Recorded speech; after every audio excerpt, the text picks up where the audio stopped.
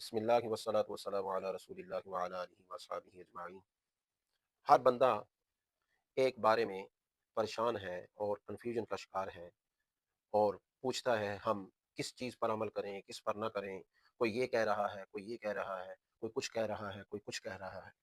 اور جب ہمارے لوگوں کو سمجھایا جائے کہ نہیں، ایک بات اس طرح تھی تو پھر اس طرح ہوا، یا یہ بات پہلے رائج تھی اور پھر منسوخ ہو گئی، تو ہمارے لوگ کہتے ہیں وہ فلاں بھی تو دلیل دے رہا تھا، اس کی بات ہم نے سنی۔ تو میری بات یہ یاد رکھ لیں، دلیل کا ہونا یہ کسی کے حق ہونے کی دلیل نہیں ہوتا۔ آپ ذرا دیکھیے قرآن مجید کا مطالعہ کیجئے، تدبر کیجئے اس میں، تو جب اللہ رب العزت نے شیطان کو حکم دیا کہ اسجدوا لآدم، سجدہ کرو آدم علیہ السلام کو، یہ حکم فرشتوں کو بھی تھا، شیطان بھی تھا اس میں، سب نے سجدہ کر دیا مگر شیطان نے سجدہ نہ کیا۔ اب رب ذوالجلال نے جب پوچھا کہ کیوں سجدہ نہیں کیا، تو اس نے کیا جواب دیا تھا؟ اس نے کہا میں بہتر ہوں آدم علیہ السلام سے، انا خیر من، خلقتنی من نار وخلقتہ من طین، کیونکہ میری جو پیدائش ہے، تو نے مجھے تو پیدا کیا ہے آگ سے اور انہیں مٹی سے۔ تو اس نے اپنی طرف سے دلیل تو گڑی ہے نا۔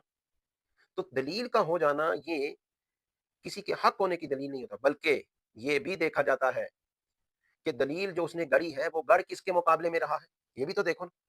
یہی تو مسئلہ ہے آج کا، ادھر خالق ہے ادھر مخلوق ہے، خالق کے مقابلے میں مخلوق جو ہے وہ دلیل گڑھ کے لے آتی ہے، تو وہ اس کی دلیل کارآمد نہیں ہوگی۔ یہی معاملہ یہاں پر ہے۔ ایک بندہ ہمیں دین سکھانے کا ڈونگ رچا رہا ہے، اور ہم سمجھ رہے ہیں بڑا قرآن و حدیث ہمیں پڑھ پڑھ کے سنا رہا ہے، لیکن دوسری طرف وہی بندہ ان شخصیات پر ایسے کلام کر رہا ہے جیسے ان شخصیات کی حیثیت ہی نہیں ہے۔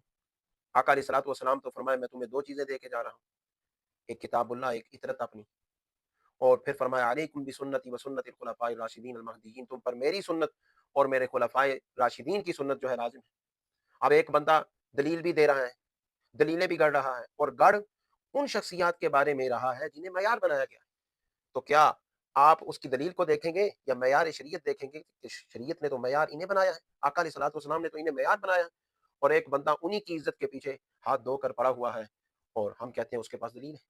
یہی وہ نقطہ ہے جس پر آ کر ہمارے لوگ گمراہ ہوتے ہیں۔ اس لیے یہ یوٹیوب، فیس بک اور یہ خالی دین سیکھنے کے کوئی ذرائع نہیں ہے۔ فَاسْأَلُوا أَهْلَ الذِّكْرِ، اہل علم سے ہی رجوع کریں، ان سے سوال کریں، اور ان سے پوچھیں کہ اس مسئلے کا حل کیا ہے۔ انشاءاللہ آپ سیدھی راہ کی طرف جائیں گے۔ اللہ تعالی عمل کی توفیق عطا فرمائے۔